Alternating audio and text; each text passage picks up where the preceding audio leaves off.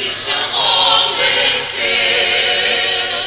If God be for us, if God be for us, if God be for us, who can be against us? Who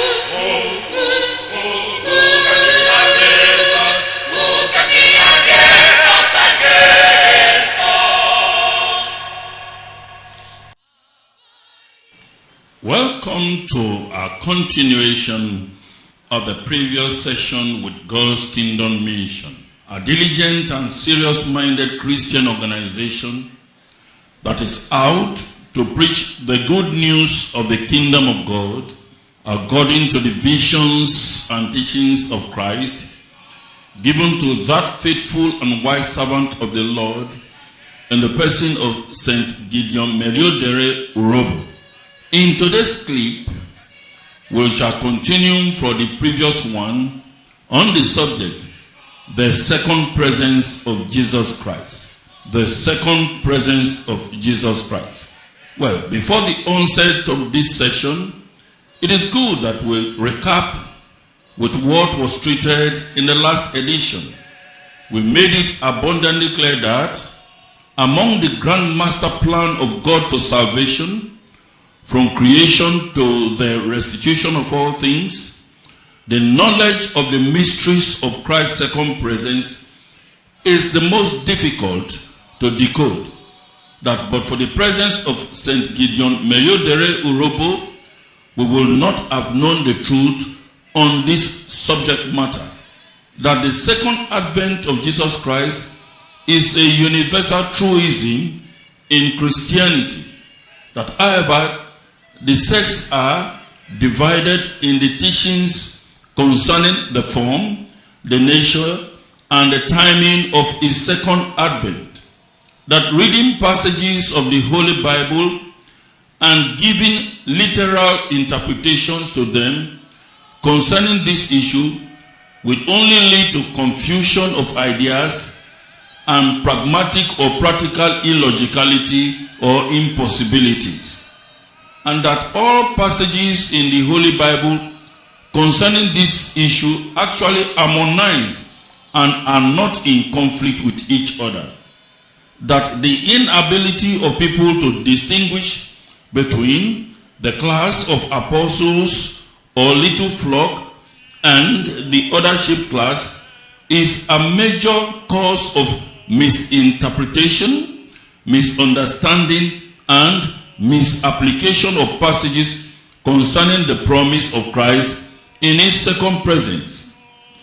And that from the time Christ ascended to the heavens in AD 31 to 1914, the signs of Christ's second advent was not noticed at all till 1914, when a major sign of his second presence hit this world and ushered in other signs.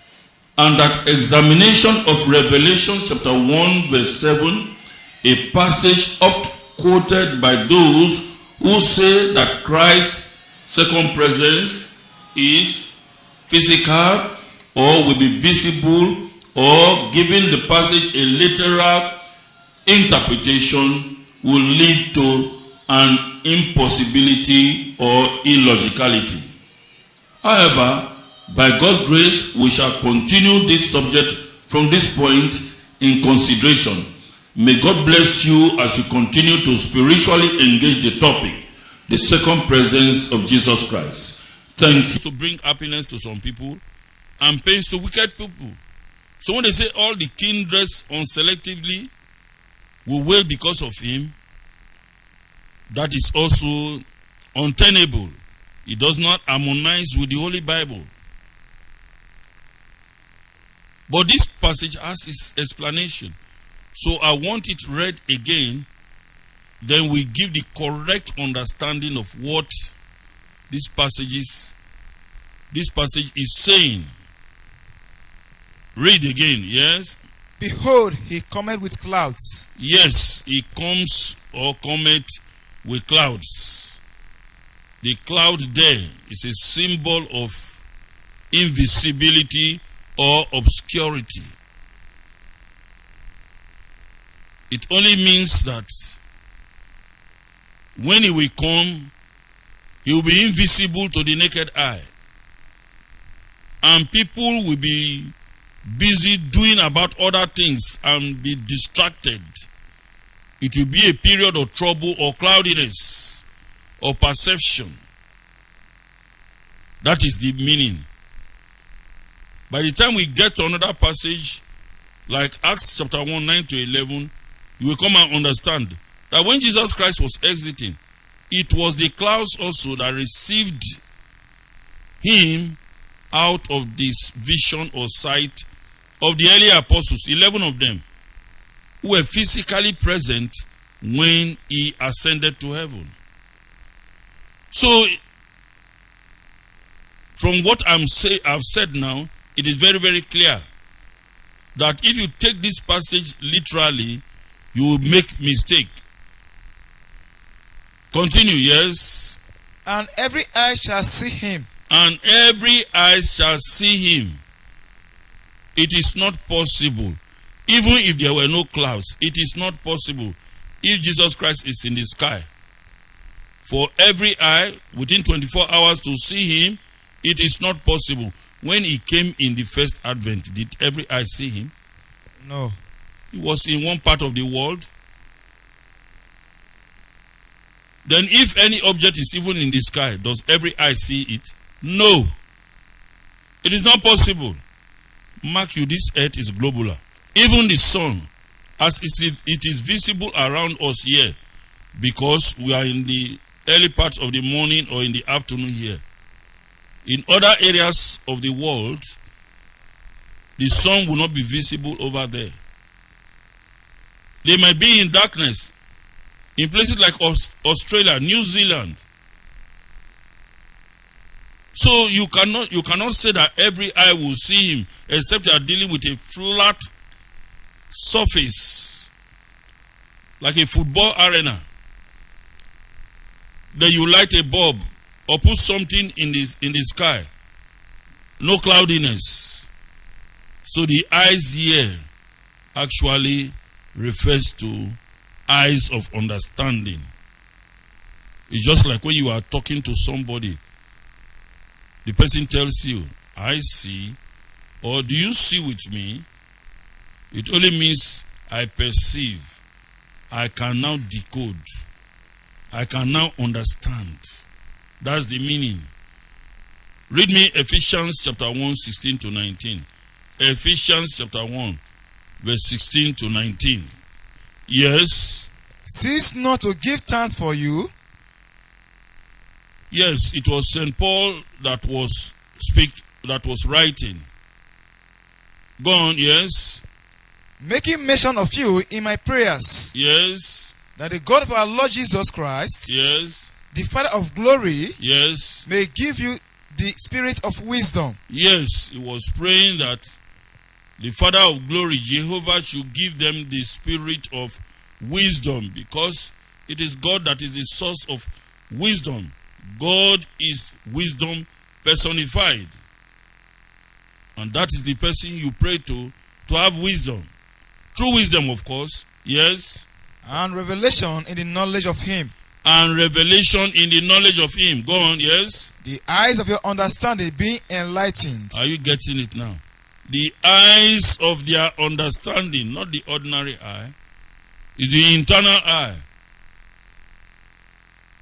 Their internal eye of understanding should now be enlightened through what? The word, understanding the word of God. Not just vision. That is the meaning of that eyes. So when we say he cometh with clouds and every eye shall see him, the correct interpretation is that he comes or makes his presence felt invisibly. And everybody will later come to understand. That is the correct rendition of that place, if you want to decode it. Yes? And they also will pierce him. And they also which pierced him. Those who pierce him are anybody in this age of his second presence who are busy persecuting his servants or his work, injurious to his work, they are the ones that are piercing him. Just like St. Paul of Bible fame. When he was Saul,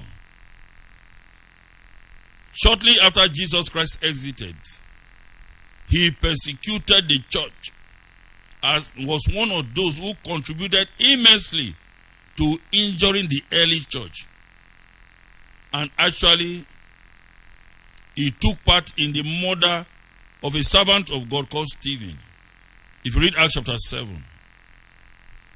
But by Acts chapter 9, when he was now converted, Jesus Christ met him in his way to Damascus. The road to Damascus.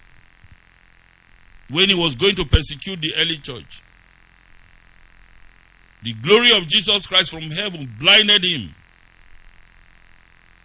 And he shouted, and he heard a voice, Saul, Saul, why persecutest thou me? It might be instructive to even read it. Go to Acts of Apostles chapter 9. Acts chapter 9. So that you know that when we are talking of persecution of the work of God, anybody who persecutes the work of God, the true work of God, that means you are persecuting Jesus Christ indirectly. Acts chapter 9. Read me Acts chapter 9. Read from verse 3. Yes? And as he journeyed, yes, he came near Damascus. Yes. And suddenly there shined around about him a light from heaven. What happened? Yes. And he fell to the earth. Yes. And heard a voice saying unto him, What did the voice say? Yes. Saul, Saul. Saul, Saul. Yes. Why persecutest thou me? Why persecutest thou me? But Saul did not actually persecute Christ directly. But indirectly he was persecuting Jesus Christ. Was persecuting his true work. Yes. And he said, and Saul answered back to Jesus. He wasn't seeing him. Yes. Who art thou, Lord? Who art thou? Who are you? Yes. And the Lord said, I am Jesus, whom thou persecutest. I am Jesus, whom thou persecutest. Just stop there. Even though Saul did not persecute Jesus Christ directly, indirectly he persecuted Jesus by being injurious to his work. So those people who Jesus Christ said he will punish, both those that pierced him are those who are persecuting his work in this age of the end of the world. Then when it is written that all the kindreds of the earth shall wail because of him, this also refers to those people who are wicked, unruly, disobedient to the truth, immoral, people who believe in practicing devilism and carnality. It is the general thing that is in the whole world.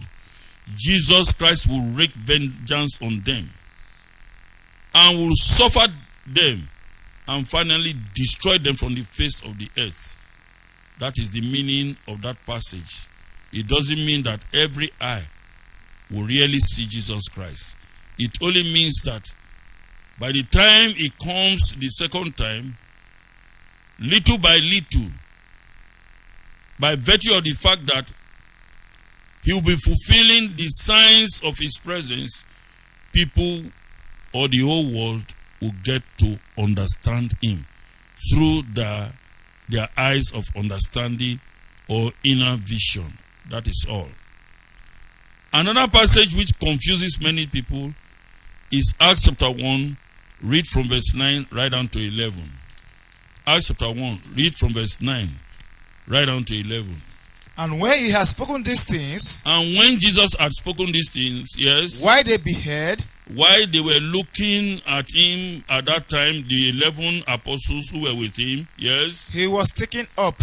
His legs left the ground and he ascended into the clouds. Yes. And a cloud received him out of their sight. And the clouds received him out of their sight. Mark you. The cloud received him out of their sight. You see here physically that the cloud made Jesus Christ to become invisible as he was ascending to heaven. Yes? And while they looked steadfastly toward heaven as he went up, yes, behold, two men stood by them in white apparel. Yes. Which also said, Ye men of Galilee, ye Galileans, yes, why stand ye gazing up into heaven? Why are you gazing up to heaven? Yes. This same Jesus which is taken up from you into heaven, yes, shall so come in like manner. As you have seen him go into heaven. As you have seen him go into heaven.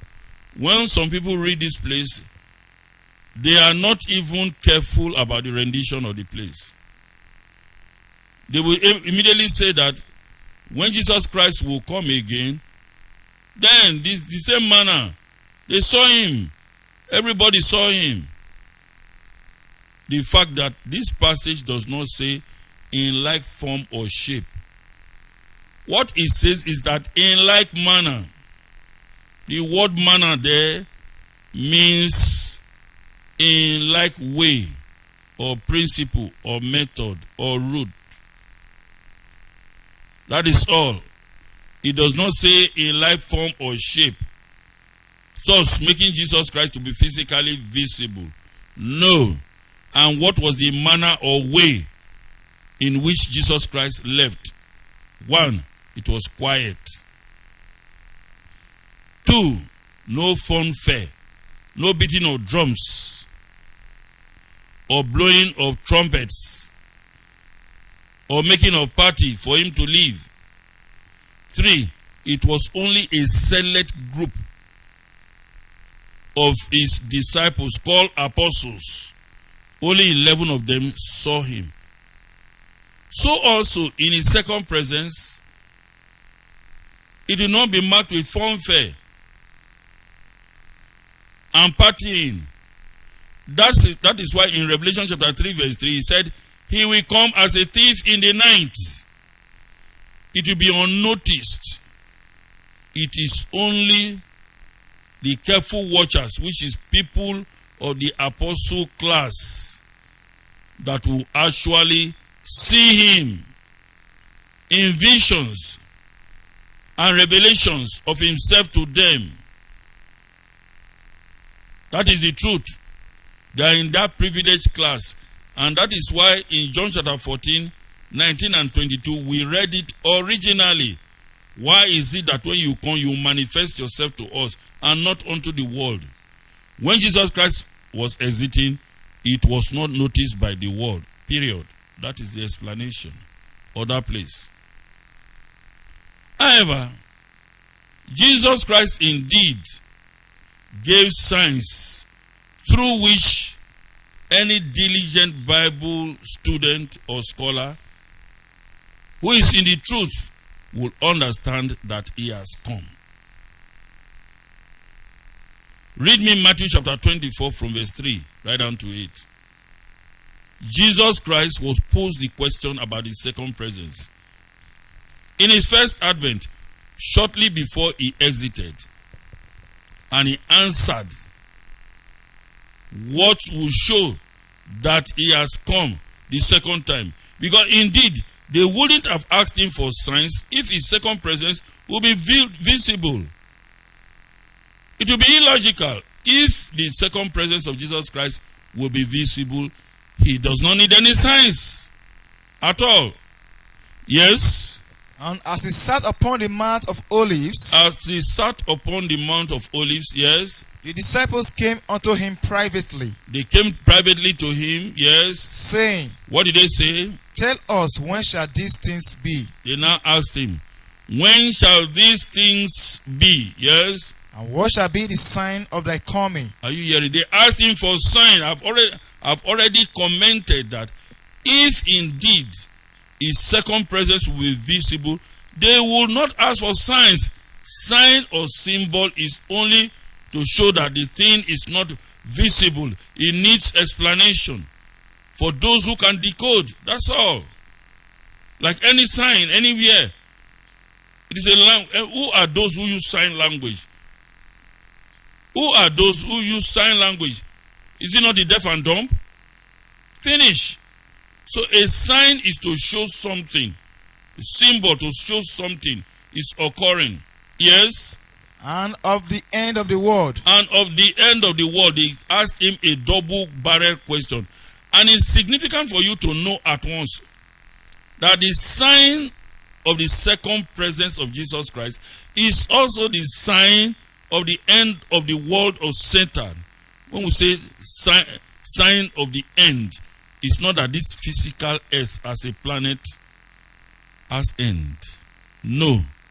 The end of the world, and we discussed it in the subject, the last day or the last days or latter time of the end of the world. We discussed it to mean the end of the world of Satan. Satan's world, his governance, or this evil system of things has an end. They were now asking him, what will show that this Satan system is grinding to a halt, is about ending? And they were cognizant of the fact that the end of Satan's governance also is the period in which Jesus' governance or his kingdom will be launched. That means his presence will now be felt. That is the ultimate aim of God for salvation of mankind. The prayer which Jesus Christ taught his disciples to pray, may thy kingdom come, may thy will be done on earth as it is done in heaven, can only be actualized in the kingdom of God here on earth. So then I asked him, what will be the sign we will see to show that you have taken up your power to reign from heaven and you are directing the affairs of the earth? I'm now giving the explanation so that we will know why the questions were posed like a quadratic equation, a double-barrel question. Once you can answer one, you have answered the other because they are intricately connected. Go on, yes? And Jesus answered and said unto them. Yes, Jesus now answered and told them, yes? Take heed that no man deceive you. We should be very, very careful that nobody should deceive us. I told you that this subject is the most difficult subject to teach or to make plain to people. Even as I'm saying it so, by listening to it once, you might not be able to catch everything. It is interwoven and difficult.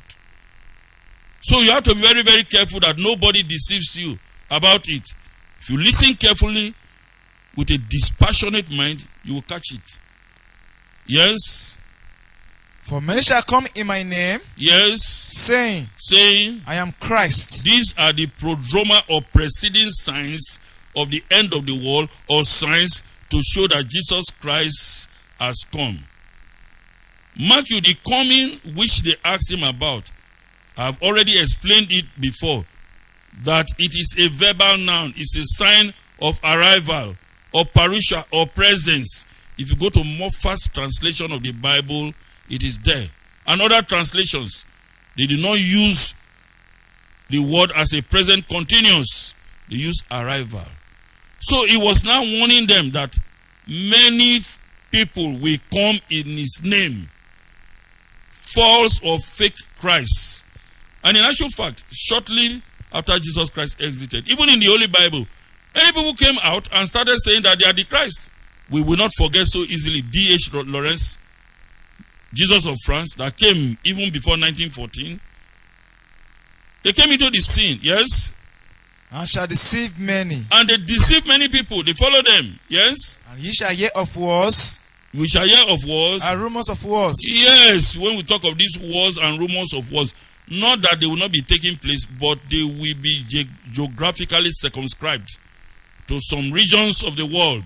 The War of the Crusades, Carthaginian War, the Israeli War, the early Israeli War. Is it the American Civil War? Or even some wars in Nigeria here of some empires? These were just grumblings and rumblings, circumscribed to different areas by reason of the fact that men are very, very edgy. And they have discovered the secret to some weapons of mass destruction. They are massive. They want to try themselves and try their power. the greed and avarice of men will play into their heads. Yes? See that ye be not troubled. You should not be troubled. All these ones are not the ones to indicate that Satan the devil have been ousted, because the end of the world of Satan and the beginning of the reign of Jesus Christ must be sounded with a loud alarm, bangam, to show that Satan has been given quick notice from heaven. And in this earth, the government or governance of the world, which were united in forming different world empires, they will not be united anymore. It will scatter. To give credence to what is recorded in Daniel chapter 2 verse 44, that stone that hit the image in the clay and iron mixed together toes will now be evidenced. The government or governance of this world, engineered by Satan, which are 7 in number, will now fall, and they will hit themselves in a global war. And Jesus Christ will mention it to show their anger and their vexation at the rulership of Jesus Christ that will be launched in this age of the end of the world. If you read Psalm 2 from verse 1 to 6 and Revelation 11, 15 to 18, it will exhibit itself to show that the devil has been driven or ousted from heaven, according to Revelation chapter 12, 7 to 12. It will show, because Satan knows that he has but a short time to live. If you read that Revelation chapter 12, 11 and 12, it is this short time of Satan's existence or his living that is called last days, latter time, time of the end, or the end of the world. If you read Job chapter 19, 25 and 26, Isaiah chapter 2, 2 to 4, Micah chapter 4, 1 to 4, Daniel chapter 12, verses 4, 9 and 10, if you also consider this, Matthew chapter 24, 7 and 8, if you also consider what is in 1 Timothy chapter 4 from verse 1, 2 Timothy chapter 3 from verse 1 right down to 8, and also 2 Peter chapter 3 verse 3. All these places that are quoted uses this same terminology in the same context, but different functions which will be happening. In this period of the last days of Satan, Jesus Christ wants to give us what will be the opening doors, to show us spiritually, for us to understand that he has come. His presence will now be felt. And that means that Satan must give chance. His government will scatter. They will not be together. They will fight themselves and kill themselves. And Jesus Christ is correct. Go on, yes? For all these things must come to pass. All these prodromas ones, the War of Roses, the War of the Crusades, we will see them, fake Jesuses in different parts of the world. But even now, if we have fake Jesuses, in Nigeria here, many, even in our area here, we have people who call themselves Jesus of the whole world. We have them. Fake. Yes? But the end is not yet. But the end has not come. What will sound the alarm for us to understand? It has not come. What will show that it has come, and that Jesus Christ has come, and that Satan's world is crumbling to an end? What will show it? Yes? For nation shall rise against nation. And what? And kingdom against kingdom. World war. And the World War number 1 was fought from 1914 to 1918. And the Second World War of 1939 to 1945 was a confirmation of the First World War, in which Satan the devil intended, as a desperate person who knows that his world was coming to an end, he wanted to slaughter the whole humanity. Both the ones that are supporting him and the children of God. He wanted to kill humanity. But God stopped the war. If you read Matthew chapter 24, 21 and 22, the days of the war, the days of his sufferings were short. The war slaughtered a lot of people. And many economics, especially of the European countries, they invested so much in the war, and it caused problem for them. Yes? And there shall be famines. It brought hunger and starvation because of the economic depression that followed. No thanks to the geographical or meteorological imbalance in different parts of the world, drought and the rest. Famines in many places now set in. Hunger and starvation everywhere. Then the capitalist economies that grew up after 1914 did its own havoc. A lot of havoc where few rich people will gather the resources and the food and parsimony of the many, and many people will be poor, wretched, and hungry. We have a lot of famines in different parts of the world. Is it in Nigeria here, Sudan, Kenya, Mozambique, South Africa, Australia, Asia, Americas, South America? Where? Everywhere. Hunger. Killing millions and millions of people every year. Yes. And pestilences. This towards the end of the First World War, a very strange influenza crept into the world and killed millions of people. It is estimated that it killed over 40 million people. Much more than what the First World War killed. About 8 times those that died in the war died in the Spanish influenza. It was very, very devastating in different parts of the world until God controlled it. Yes. And earthquakes in diverse places. Yes, are you hearing it? The real thing is the diverse places. Not that earthquakes have not been happening. In fact, after the First World War, the earthquake that hit Venezuela in about 1917 was devastating.